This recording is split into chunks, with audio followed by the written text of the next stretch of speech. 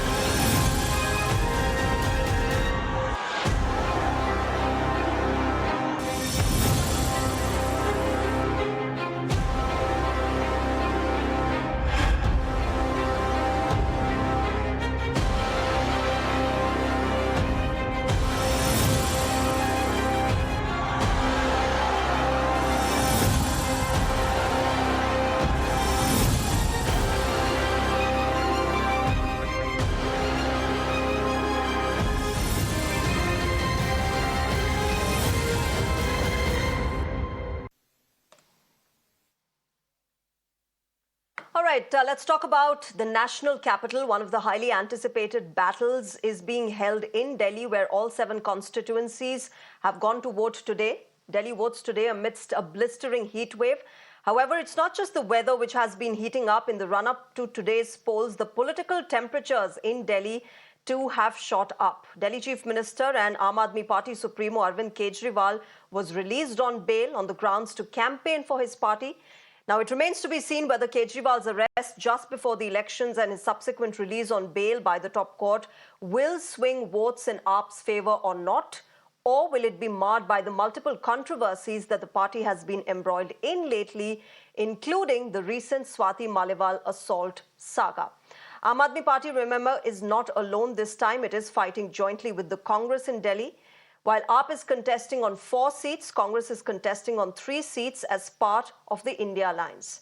Now, it's important to note here that Congress has not won a single seat in the national capital since 2009 in the general elections. Aam Aadmi Party too has never won a single Lok Sabha seat. The India bloc faces stiff competition from the Bharatiya Janata Party, which had won all 7 seats consecutively back in 2014 and 2019. It's going to be interesting to see if the BJP's tirade against Arvind Kejriwal and the Modi factor can help retain the party's position for the 3rd time around in Delhi. Now, in an attempt to counter anti-incumbency, the BJP has dropped 6 out of the 7 sitting MPs and it has replaced them with new faces. Let me go across to my colleague Nikhil, who has been, across polling booths since morning today, since voting began. He's been talking to voters. He's been getting us ground reports on the voting day. Nikhil, the temperatures have now soared. Early morning, we had long queues of voters coming out and exercising their franchisee. But now, of course, what's the latest update? Are people still, coming out in significant numbers to vote?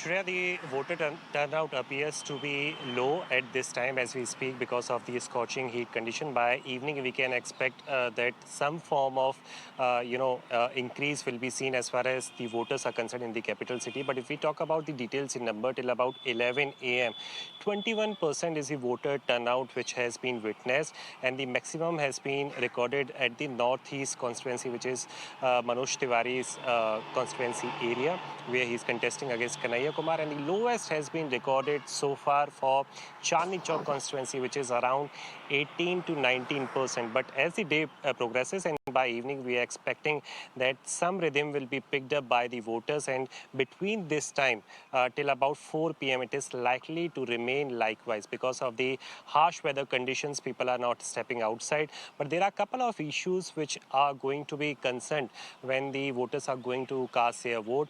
While the Bharatiya Janata Party have maintained throughout that they are going to talk about the Viksit Bharat and how under the leadership of Prime Minister Narendra Modi, they are going to further develop the infrastructure and other things which are equally important for the voters and the resident. On the other side, Aam Aadmi Party National Convener Arvind Kejriwal is largely relying on two of the factors. Firstly is about the sympathy vote, which he has been gathering so far. He has been trying so hard to catch the eyes of the voters in that particular context. He has maintained throughout that if the India Alliance partner comes back as a power, then he might not be able, or he won't be going back to the Tihar jail.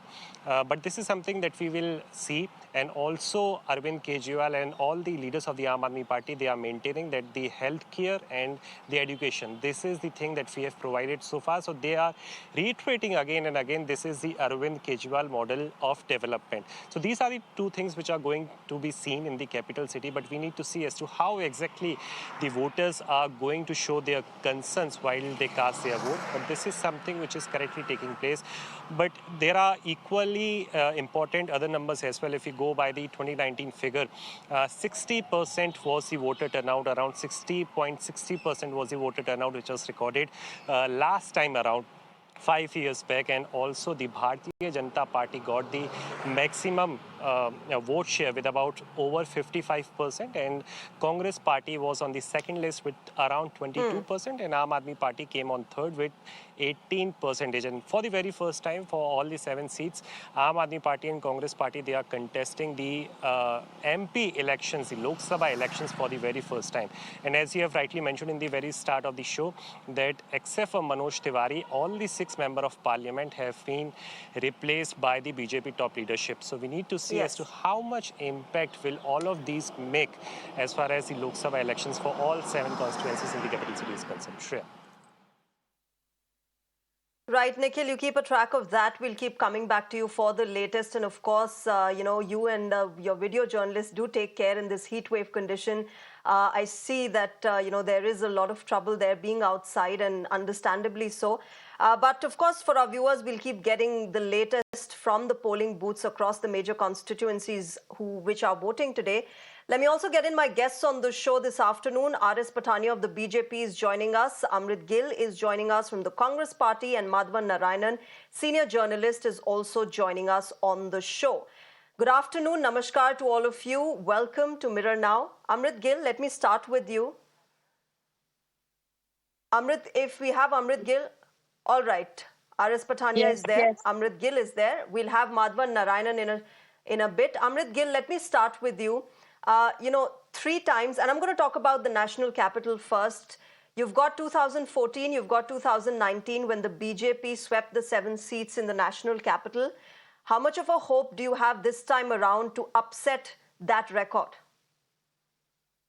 For sure, it's quite visible. If you see, BJP has changed all their candidates, MP candidates. Out of 7, they have changed the faces because people are not going to vote for BJP this time. They feel like that the anti-incumbency of all those candidates they can replace, and they can bring in new faces. But this time people are voting for democracy.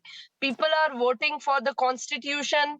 People are voting against the BJP, which is doing all the activities against the people of nation by increasing. There is inflation. People are voting against inflation, price rise, so much of unemployment.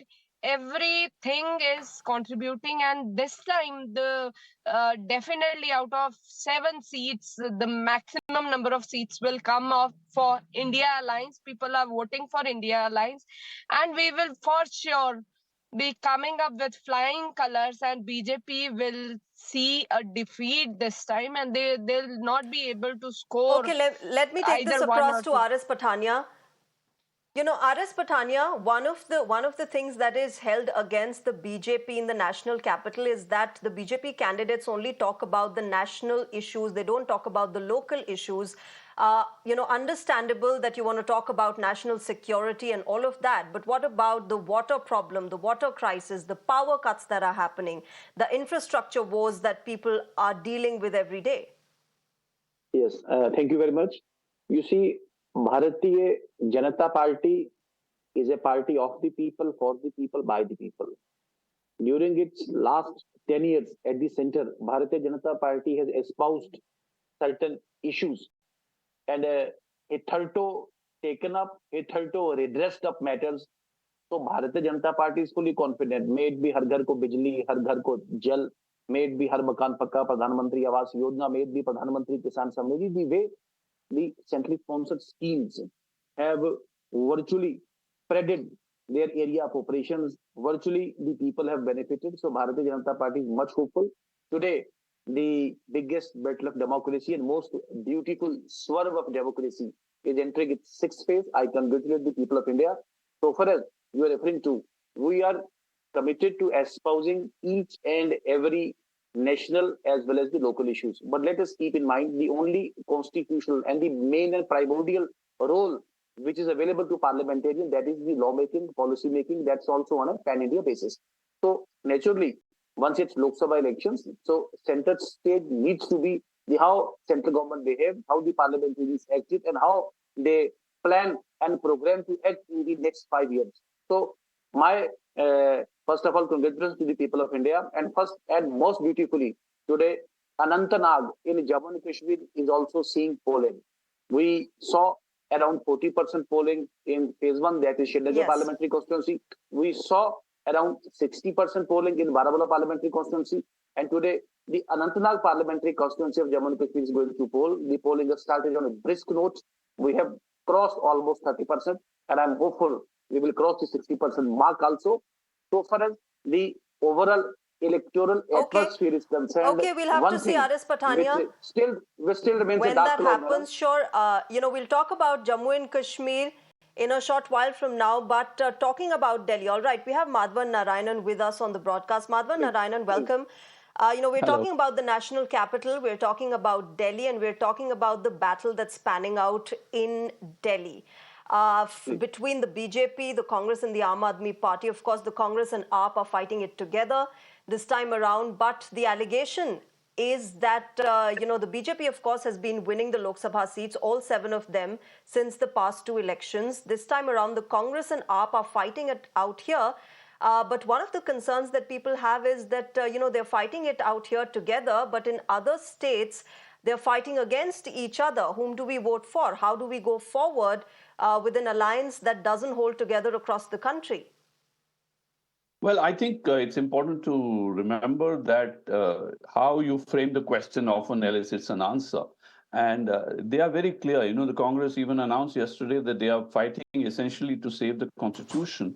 So they see this as an extraordinary election in which saving the Constitution at a national level requires an alliance, whereas on local issues, there may be disagreements on various issues. In fact, if you look at it, Aam Aadmi Party has also got health and education programs. The Congress is famous for right to education law, and the BJP has its own programs for building homes or having rations and all. So there are various degrees of welfareism. So the differentiator this time around is that the national elections are being fought on a national issue.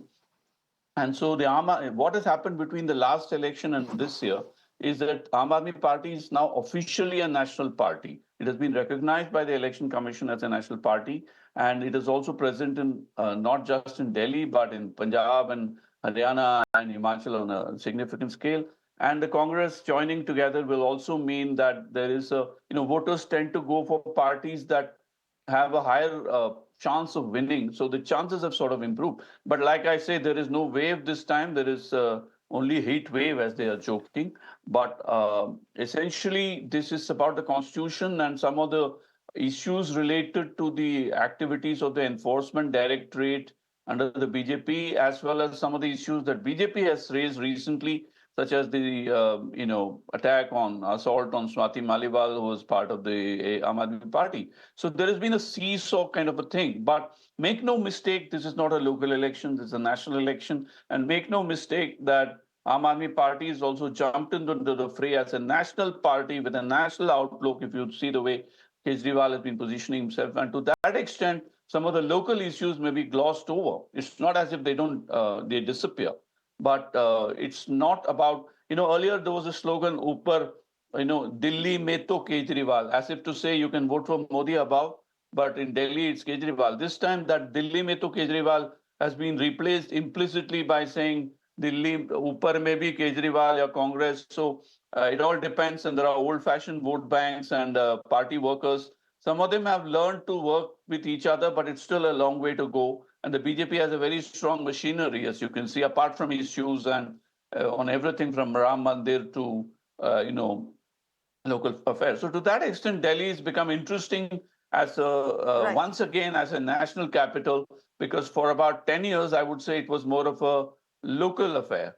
It has now become national, but how much people will buy into this national story? Because the constitution is an abstraction for many ordinary voters. Yeah. So they may not really understand. So they may understand things like, Kejriwal's parents being questioned by the police, which may be seen in a way, or women's issues. But this is interesting that hold that thought, and Madhavan Narayanan. That emotional pitch, that emotional campaigning, how much of that will work with voters? We'll talk about that. But let me go across to my colleague Rishabh, who's joining us right now from the New Delhi constituency. He's been tracking the voting day for us from there. And of course, remember, interesting battle that is panning out in New Delhi as well. Bansuri Swaraj of the BJP versus Aam Aadmi Party's Somnath Bharti. Rishabh, high stakes, high profile, important battle that's panning out in the New Delhi constituency, and a constituency that has voters as political heavyweights across party lines and other dignitaries. Help us understand what's been, the turnout like there. What are the issues that concern people? How's the battle really panning out in that very constituency? Well, issue-wise, things are quite different in this constituency. Remember, this Lok Sabha constituency has 10 assembly constituencies, which has Central Delhi, which has West Delhi, which has East Delhi, as well as South Delhi. All these constituencies come together to form New Delhi constituency.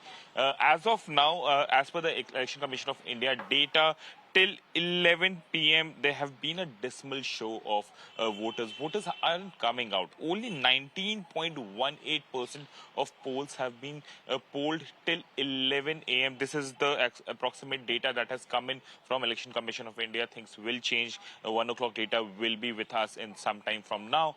But if we talk about this constituency, there are few interesting things. In last 10 years, Meenakshi Lekhi has represented this. This area generally comes under, general area of this constituency comes under NDMC. It's not MCD. And the Lutyens Delhi come here, the Greater Kailash come here, but also likes of Ambedkar Nagar and other come here. So Malvi Nagar, for that matter, come here. So while in Malvi Nagar side of this constituency, water supply, electricity, the colonies being, being recognized or are the major issues, while areas like Greater Kailash, the parking is a main issue, the road clearance is a main issue. Here in Lutyens Delhi, the issues are national because the top bureaucrats are voting, the judges of Supreme Court are voting, Rahul Gandhi and Sonia Gandhi have voted in this constituency, and that is something that is important. And one more thing, it's a fun fact that this is for the first time that the Congress first family, the Gandhi Gandhis, the Gandhis and Vadras haven't voted for Congress for that matter because they do not have a Congress candidate contesting from their constituency. All right, Rishabh, thank you very much right now for joining us. We'll keep coming back to you for the latest. Let's also get you the breaking news that's coming in right now. Remember, Delhi is voting on all 7 Lok Sabha seats today, but the Aam Aadmi Party has now tweeted saying, in fact, they've alleged foul play in Delhi. They've claimed that there is a plan to manipulate the turnout, and they've said polling agents are not allowed to note data. The polling agents have been made to sign blank Form 17C. That's the tweet that has come from AAP leader Atishi, where she has said, and I quote her, worrying news coming from different parts of Delhi.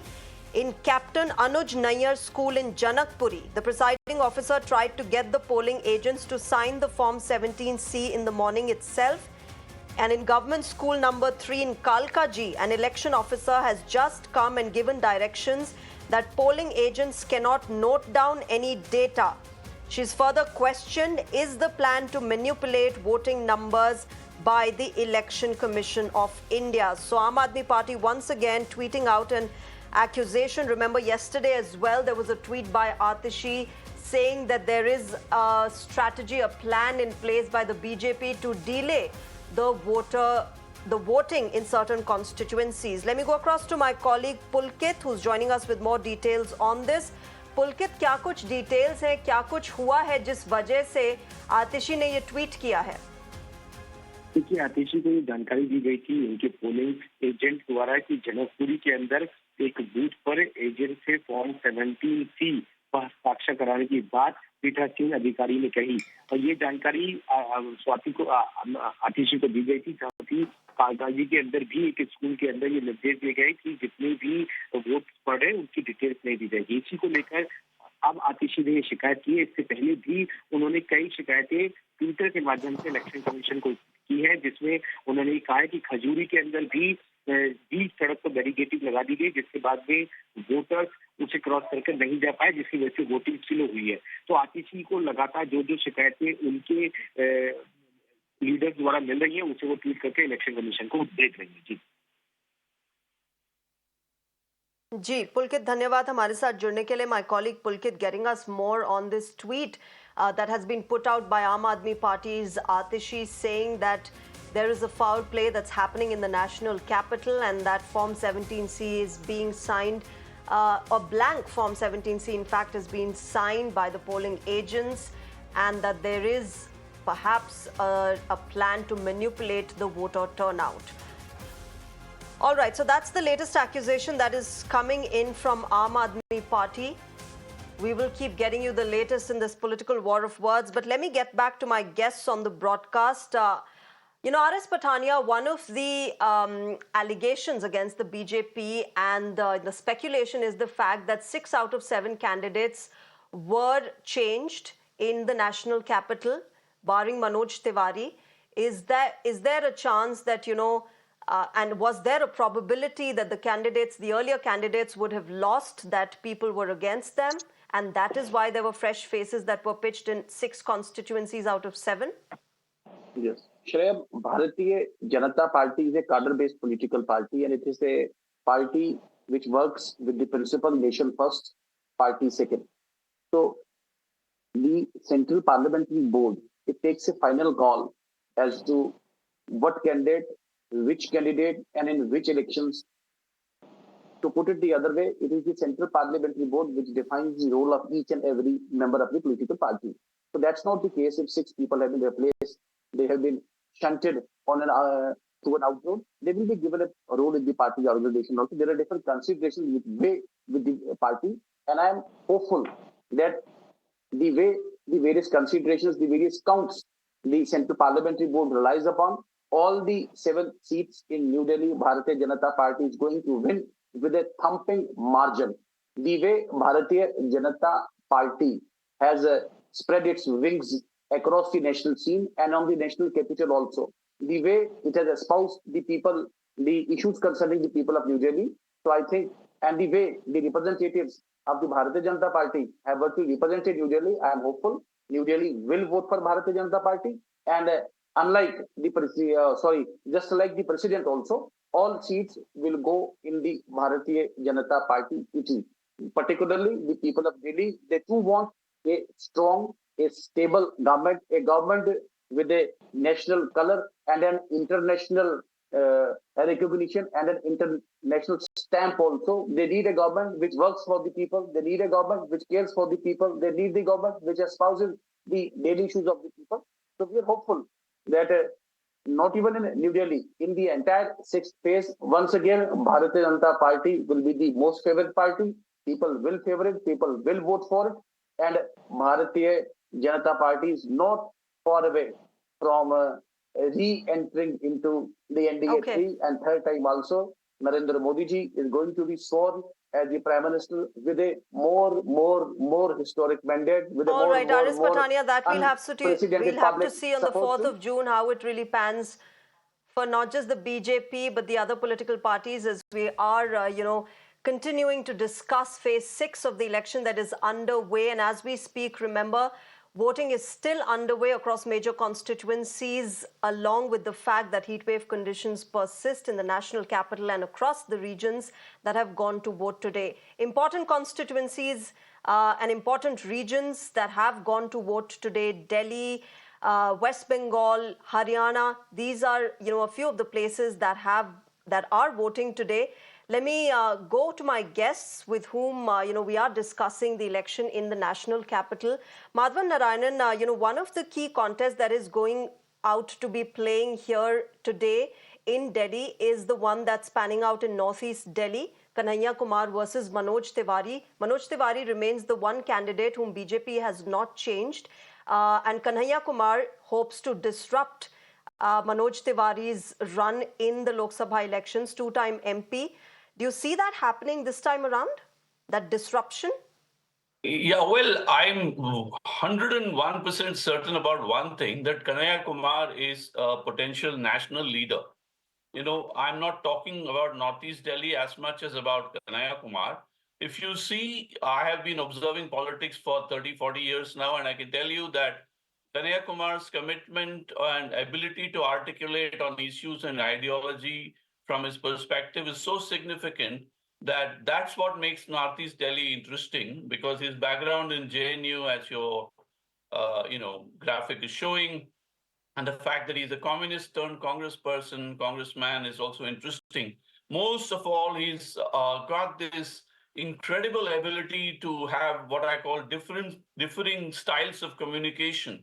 And he's pitted against Manoj Tiwari, of course, who's himself a very, both have traced their origins outside Delhi towards Bihar.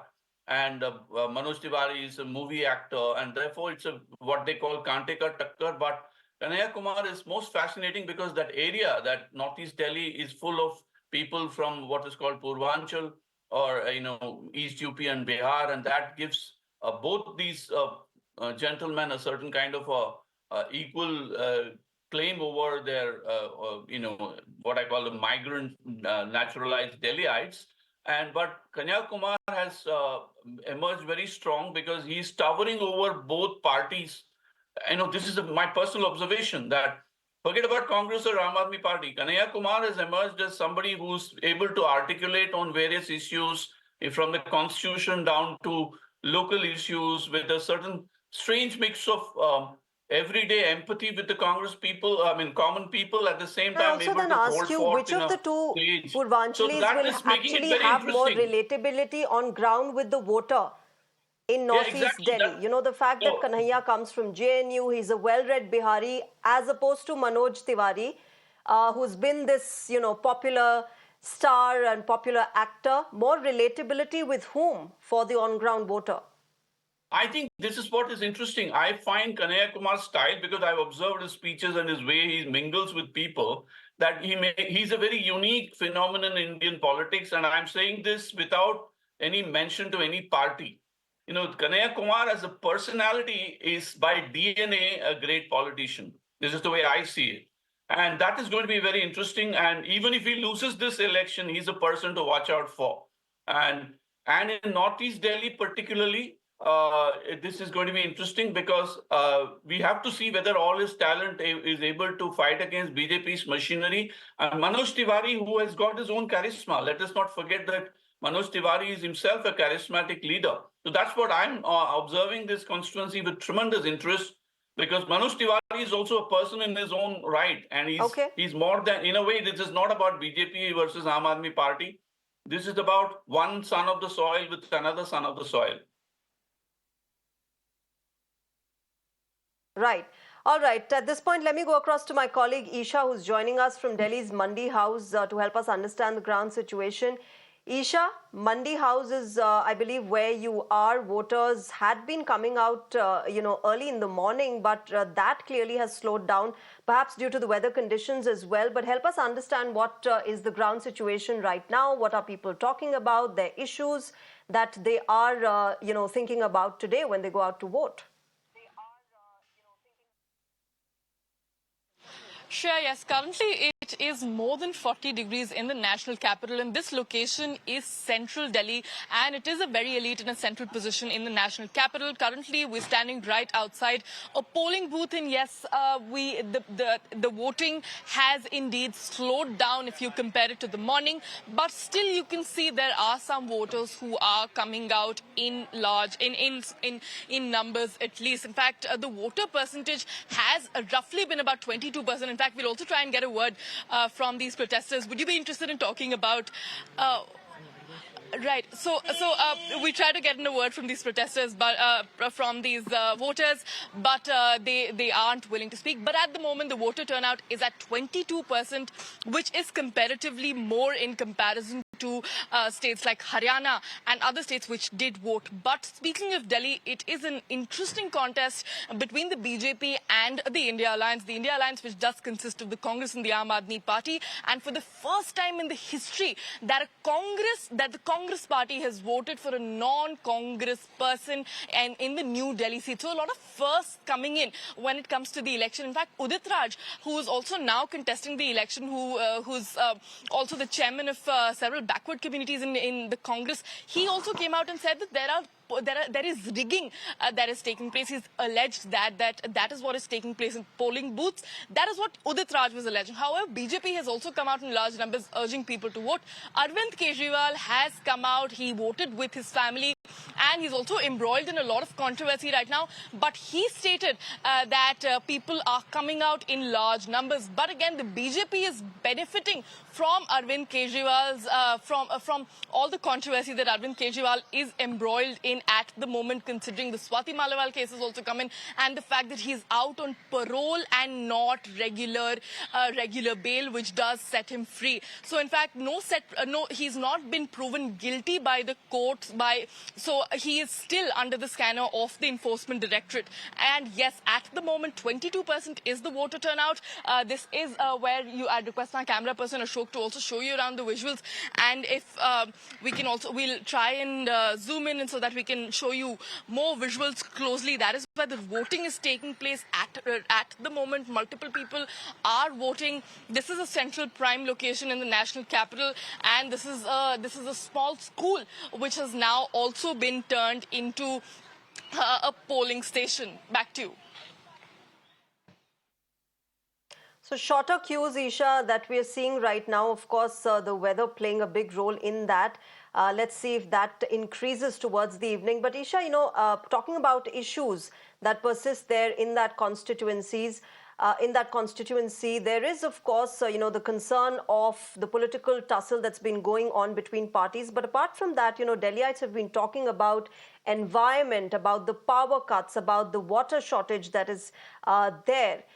Is that true in that constituency as well? Because I voted in West Delhi today, and and a few of the issues that concern voters are these, water shortage, power crisis.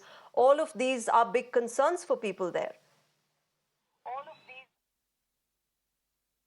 Yes, Shreya, absolutely. In fact, you've made a very important point here. People do have these important issues. In fact, now the water issue, which also came up, Atishi, the water minister in the Delhi government, came out and alleged that the BJP is withholding water when it comes from Haryana, and that is why people and the BJP wants the Aam Aadmi Party to suffer and not get adequate votes. But also the fact that while we were also covering the water story, we ended up visiting areas in Okhla and Kalindi Kunj.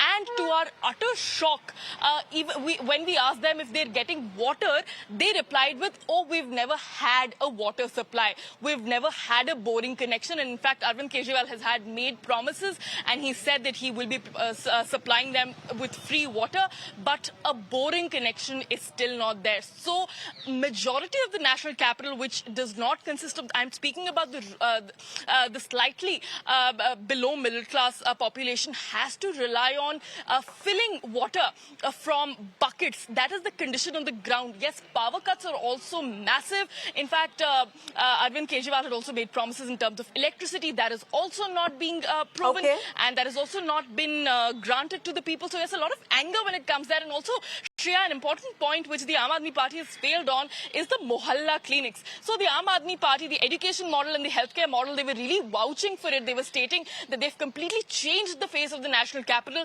But when we also did conduct reality checks there, we found out that they have not been as effective as the Aam Aadmi Party has been stating. And also the fact that the multiple leaders have gone to jail has not done well for their image. And now that they are in power, it will be interesting to see who does come out in the 7 seats. But yes, again, for the India Alliance, there are questions that are raised about their unity, because even in Congress, we see that there were some fights that were breaking out. But yes. That's right. We'll have to see, Isha, how this political war really plays out. Thank you very much for joining us at the moment and sharing with us all those details. Let me also go across to my colleague Pradeep now, who's joining us from Jammu and Kashmir. Remember, Jammu and Kashmir numbers have been pretty significant. They've been big.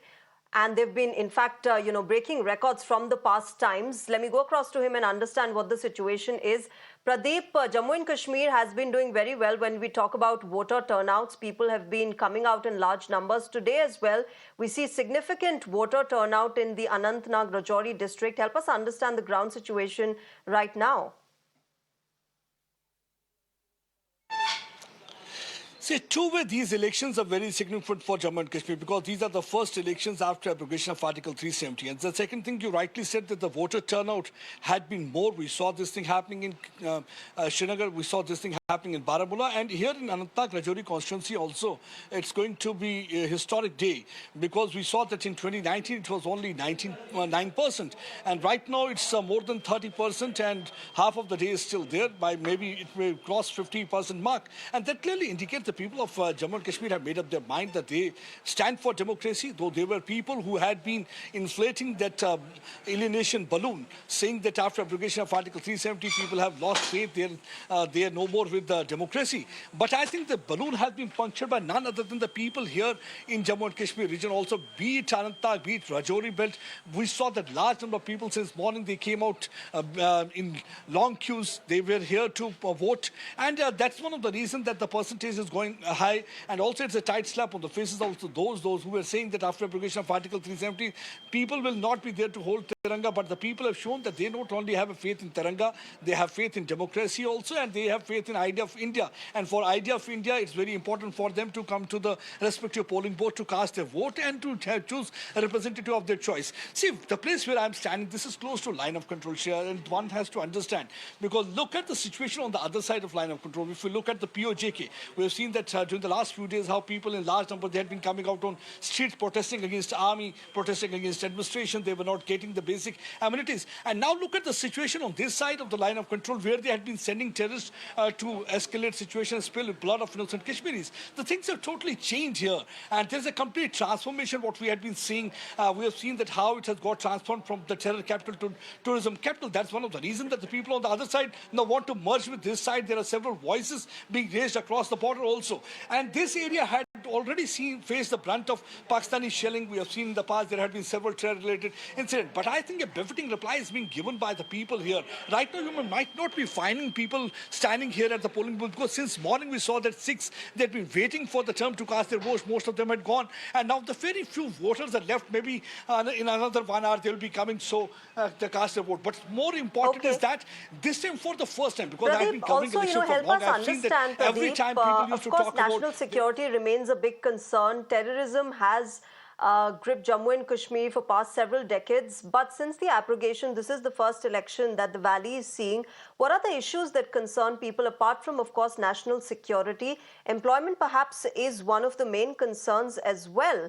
And there's a lot of hope that remains in the Valley as to now there will be development and now there will be some sort of, fulfillment of their aspirations.